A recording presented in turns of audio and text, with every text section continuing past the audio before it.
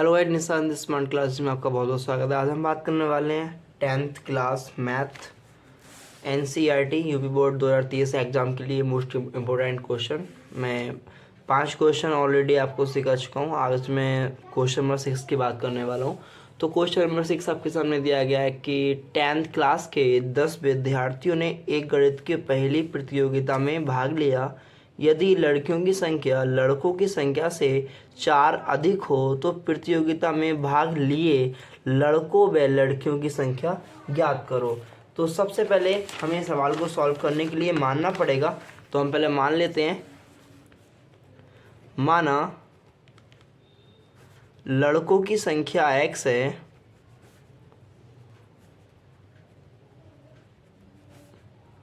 है एवं लड़कियों की संख्या y है।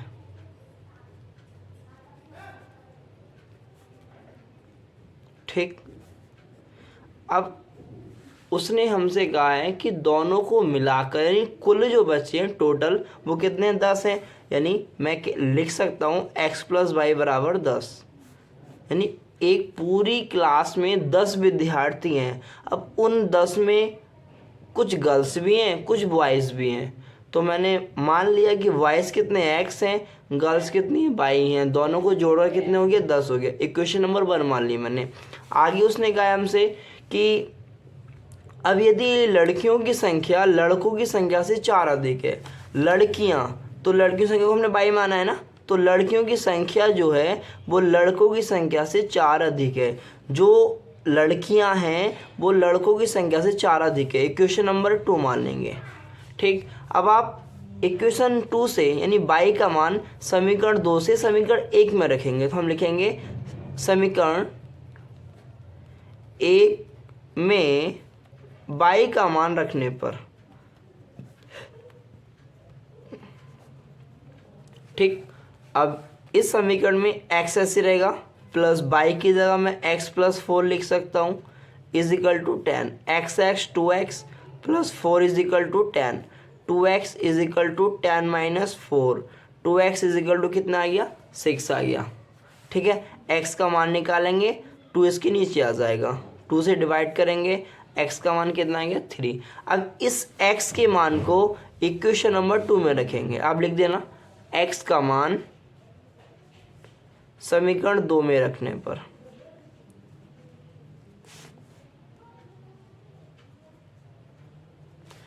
तो समीकरण 2 क्या है हमारी, y = x + 4 है। अब मैं x की जगह मैं 3 रख दूं, 4 ऐसे रहेगा, तो y का मान कितना आ गया, 7। तो हम कह सकते हैं कि लड़कियों की संख्या जो कितनी है, 7 है, और लड़कों की संख्या कितनी है, 3 है। 3 क्या है, लड़के हैं, 4 क्या है, लड़कियां। तो इसका आंसर यहीं पर आ चुका है। ठीक, अब हम बात करते हैं नेक्स्ट सवाल की। तो नेक्स्ट सवाल हमें दिया गया है, एक आयताकार बाग जिसकी लंबाई चौड़ाई से 4 मीटर अधिक है, ठीक, का अर्ध परिमाप 36 मीटर है, बाग की बीमाएं ज्ञात करो। तो हमें आयताकार बाग दिया है,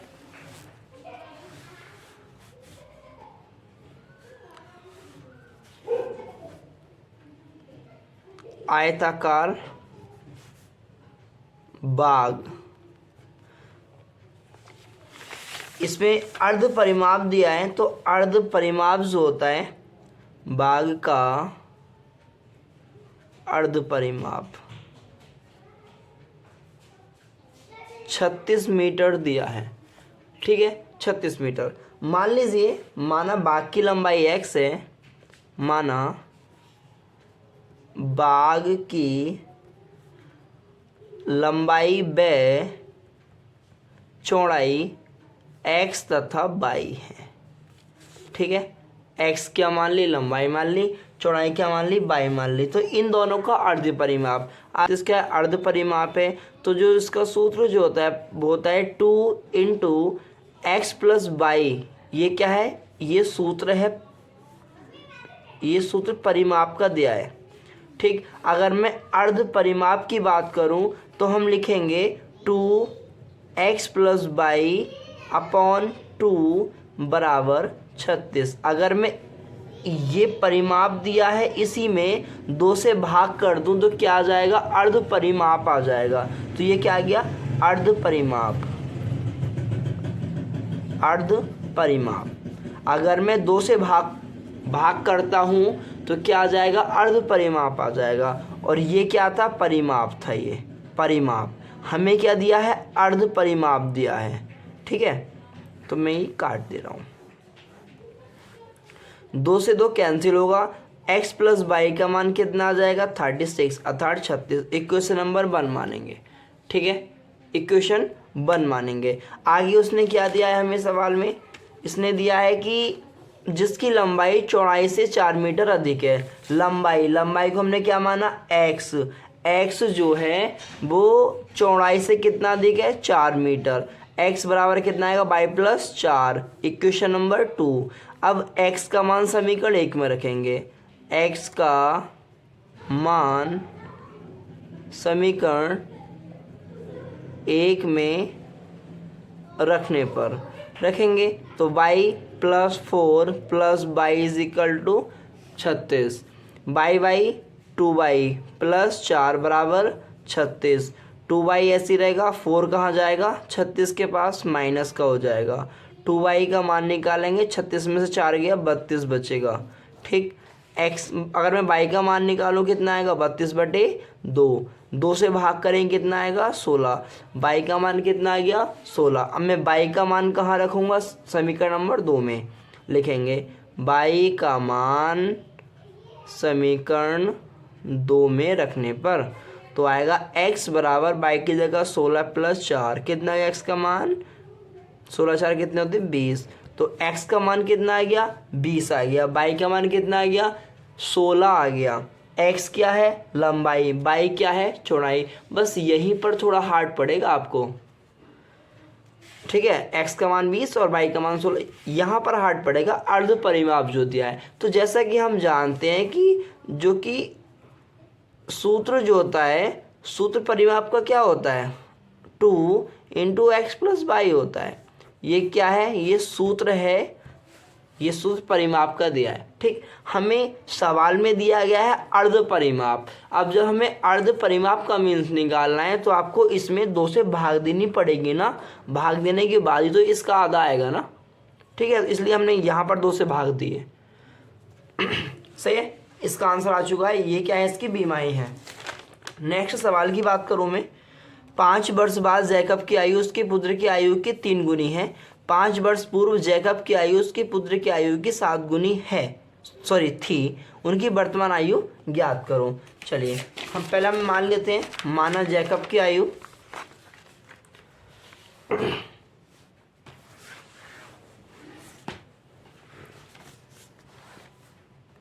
8वां सवाल, माना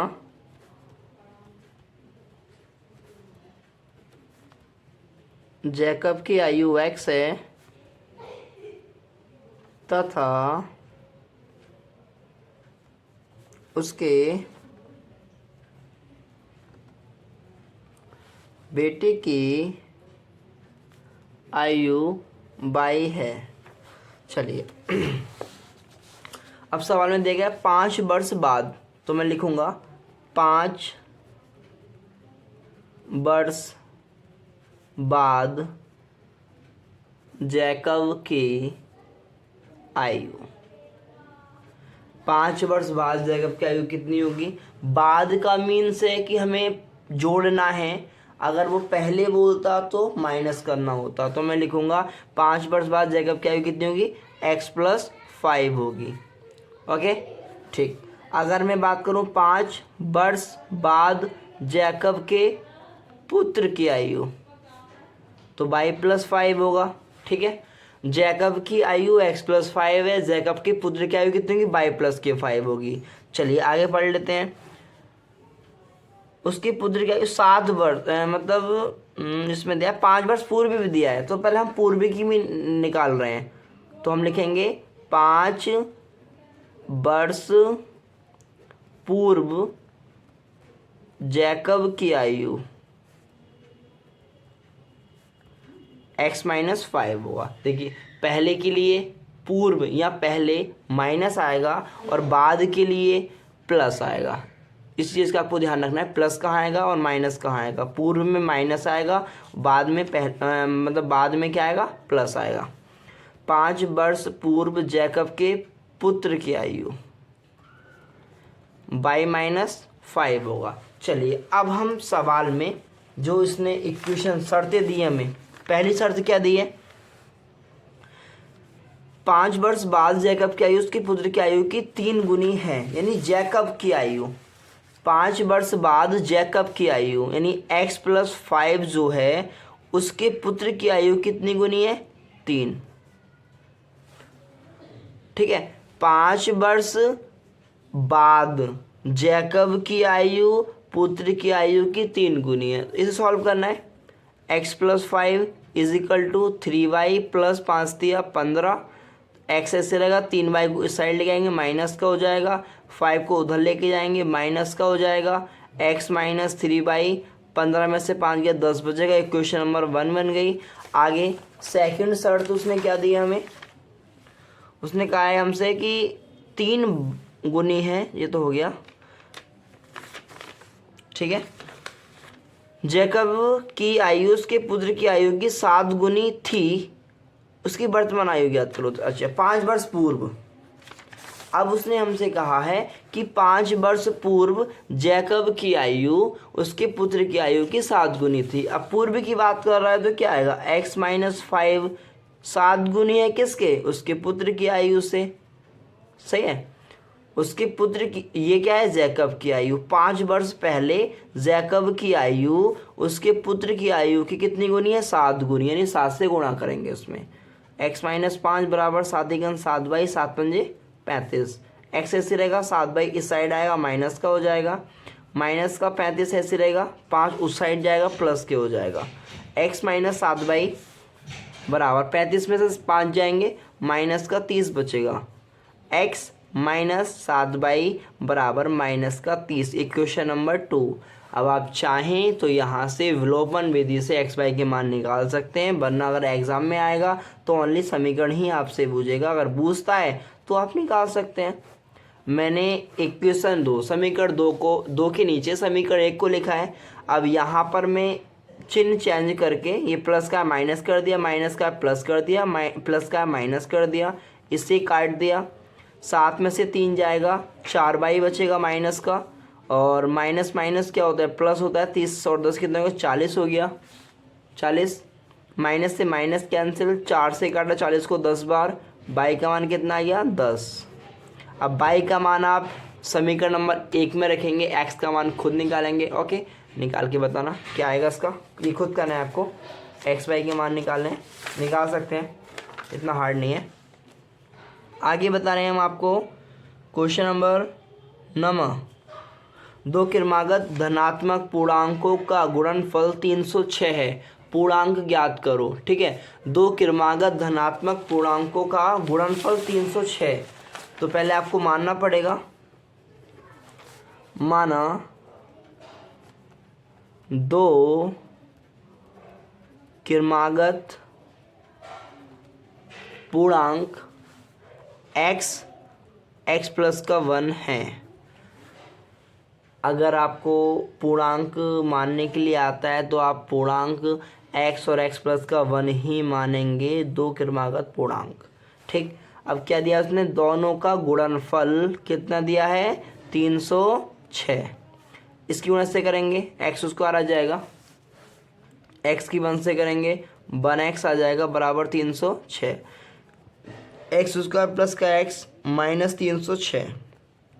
अब आपको 306 के फैक्टर करने हैं, फैक्टर करने पर 1 आना चाहिए और मल्टीप्लाई करने पर 306 आना चाहिए।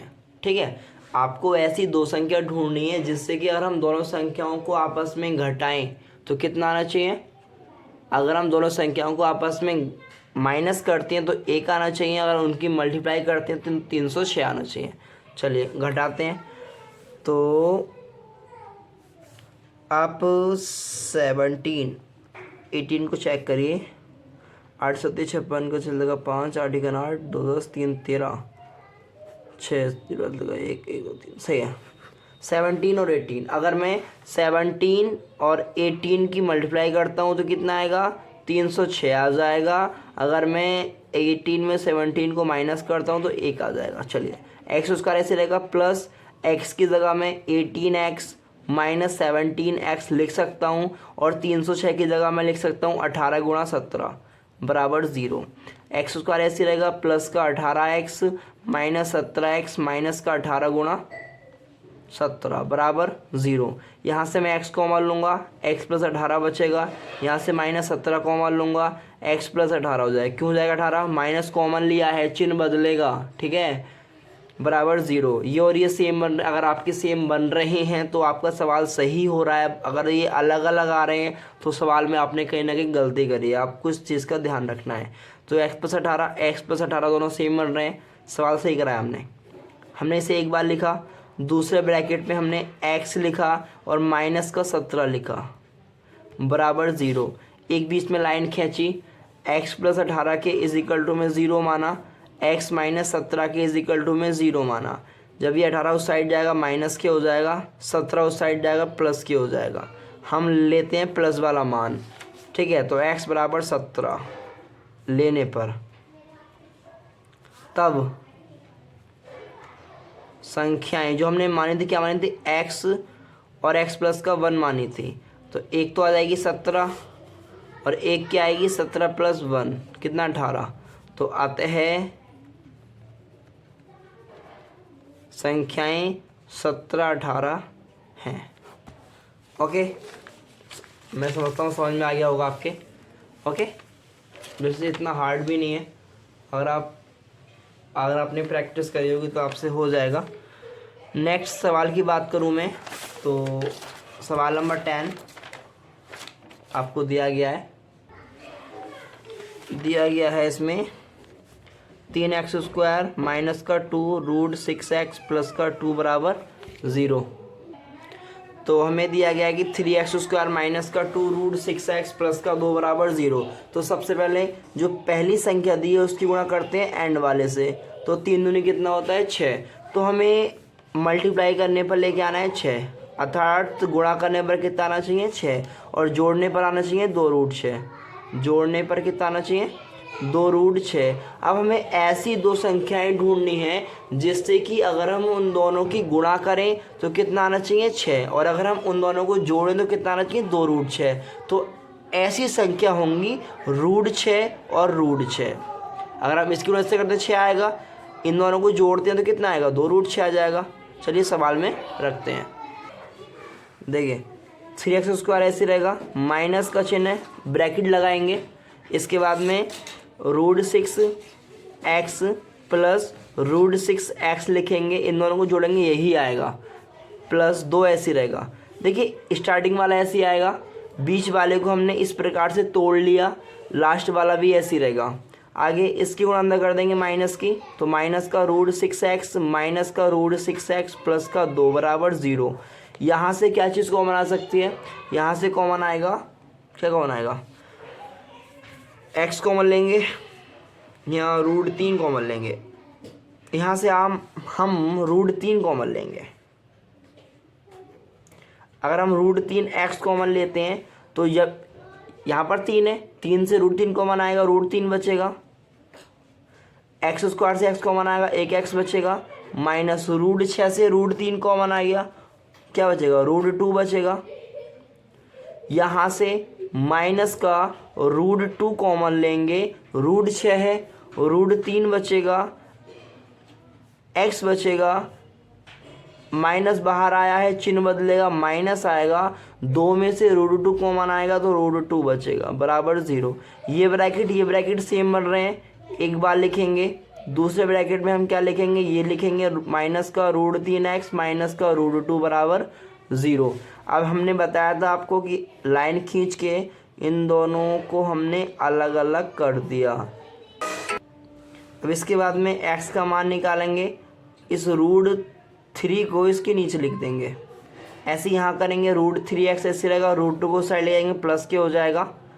x का मान निकालना है हमें, तो रूट 3 कहाँ जाएगा, इसके बटे में जाएगा। दोनों एक जैसे आ रहे हैं, यही इसके मूल हैं। तो x बराबर क्या आ जाएगा, √2/√3, ये आ गया इसका आंसर। ओके, मैं समझता हूँ आपको समझ में आ गया होगा, कोई दिक्कत नहीं है। ठीक है, तो 10 सवाल आपके हो चुके हैं इसमें। बाकी के जो सवाल हैं वो मिलते हैं फिर नेक्स्ट वीडियो में। जैसा कि आप देख पा रहे होंगे बहुत ही इंपॉर्टेंट सवाल हैं सभी, आपको सभी सवालों को करना है। अगर आपसे हो जाएंगे तो अच्छी बात है। ओके, ठीक है, मतलब बाय।